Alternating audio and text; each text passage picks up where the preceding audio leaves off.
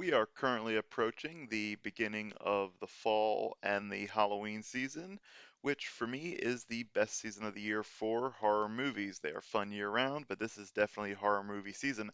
And the number one movie that I'm excited for this coming Halloween season is Halloween Ends, the newest installment in the Halloween franchise. And to get ready for that movie coming out, which is scheduled for October 14th, I've decided to begin reviewing every movie in the Halloween franchise up to this point.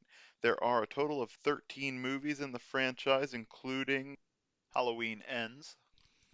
And so for this video, I'm going to begin at the very beginning with the 1978 John Carpenter's Halloween. I wanted to start this off by saying that if you haven't seen Halloween before, this video will be containing spoilers of the movie.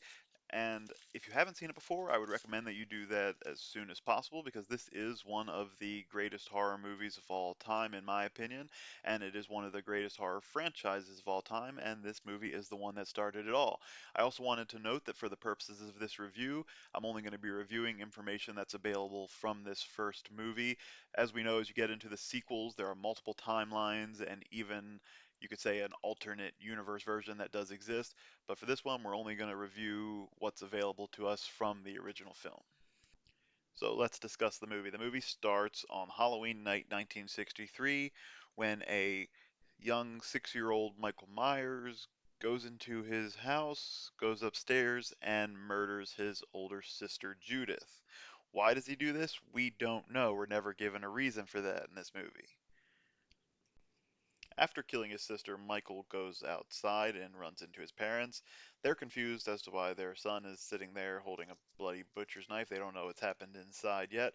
And when they take off his mask, we see Michael is just a child and he has a blank, emotionless expression on his face and is just staring off into the distance. We see no scaredness, no remorse as to what he's done. He's just a blank expression. Michael is sent to Smith's Grove Sanitarium, where he is placed under the care of Dr. Loomis, who is played by Donald Pleasance, who is definitely one of, if not the MVP of this franchise for a lot of the movies. Definitely goes way above and beyond the call of what you would expect of a doctor in this situation when dealing with a psychopathic killer. So, as he describes it, he spent 8 years trying to reach Michael in the hospital and then 7 years trying to keep him locked up.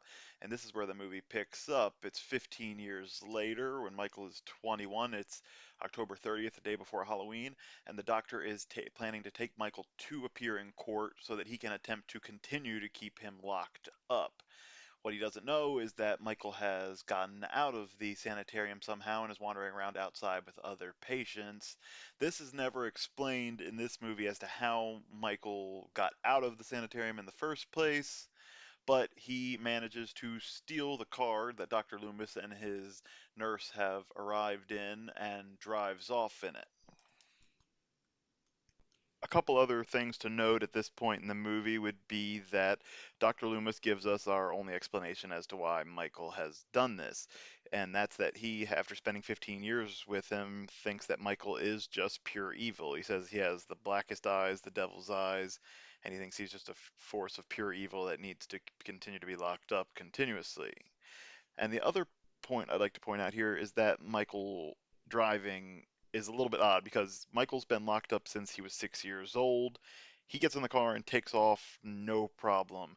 When Dr. Loomis is later speaking to someone from the hospital, they say Michael couldn't have gotten that far because he can't drive. And the doctor says he was doing a pretty good job of it last night. Maybe someone here was giving him lessons. So that's the only explanation we get for that. And Michael not only was driving well enough to get away in a rainstorm, he was driving well enough that when he got back to Haddonfield, he was able to drive around in a car that is marked for official use only from the hospital and not arouse any suspicion from the local authorities as he's moving regularly about the town on Halloween Day. So it is Halloween Day, 1978, 15 years after Michael's initial murder, and he has returned home to Haddonfield, and he quickly sets to work, wasting no time. He steals his dead sister's headstone out of the graveyard. He gets himself some new gear, including his iconic mask, which is, of course, everybody knows, a modified Captain Kirk mask, which is a fact I just love about it. And he sets to work going about the town. He returns to his original house, and this is where he first sees Laurie Strode, played by Jamie Lee Curtis. She's going there on a job from her father to drop a key off under the mat because he's a realtor and the house is going to be shown soon. So Michael sees her come and quickly takes an interest and starts to follow her about town. He is not very conspicuous about this. Michael is very obvious about the fact that he is following her, watching her, and following her every move. He also follows Tommy Doyle and observes him at his school. It would seem because he was with Lori as she dropped the key off at his house. Later, he sees Lori on the street walking with her two friends, Annie and Linda, and so this is why he seems to take an interest in them. Lori is the center of his attention at this point, maybe because she reminds him of her sister, but he also goes after her friends in the process. So Dr. Loomis is hot on the trail of Michael and follows him to Haddonfield to begin looking for him to try to get him put away. He contacts the local police on his way to let them know of the situation and try to give them some warning. So on Halloween night, Laurie Strode is going to be babysitting Tommy Doyle. Her friend Annie is going to be across the street babysitting Lindsay, another girl in the town. So Michael follows them to the location where they are, parks outside, and begins going to work. Um, he first goes after Annie. He targets her, and when she is finally alone, she drops Lindsay off with Lori across the street and Tommy so that she could go try to pick up her boyfriend. Well, when she goes to leave, she's the next one to go. She gets killed, and Michael takes her body inside and begins setting up his little scene. So then there are two more that quickly follow. We see Linda arrive at the house as they had planned ahead of time, along with her boyfriend Bob. Bob's the next to go, and here we see Michael displays quite a feat of strength in that he picks up Bob one-handed, pins against the wall, and then stabs a knife through him, pinning him against the wall, and then gives his iconic stare with a little head tilt, showing his curiosity at the situation.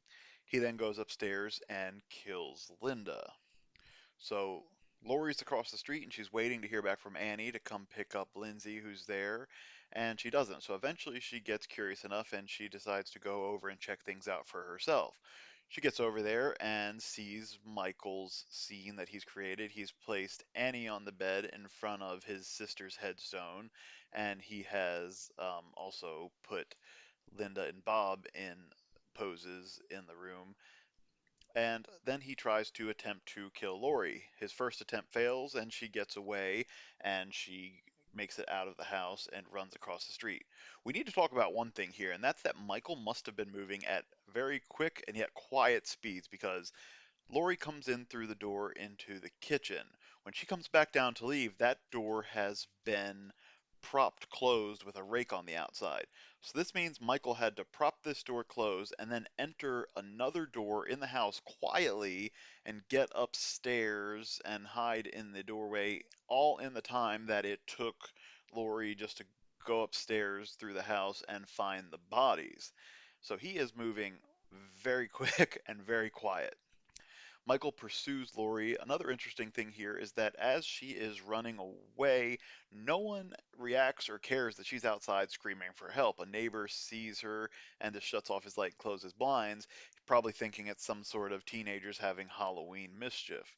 So she gets across the street, gets back in the house, but there's a window open, so Michael's already in the house. They get into a scuffle in the kitchen. She stabs him in the neck with a knitting needle, and she thinks he's done. Um, and that's one thing to note here is that Michael does display at times like incredible strength, but at the same time he does react to taking damage.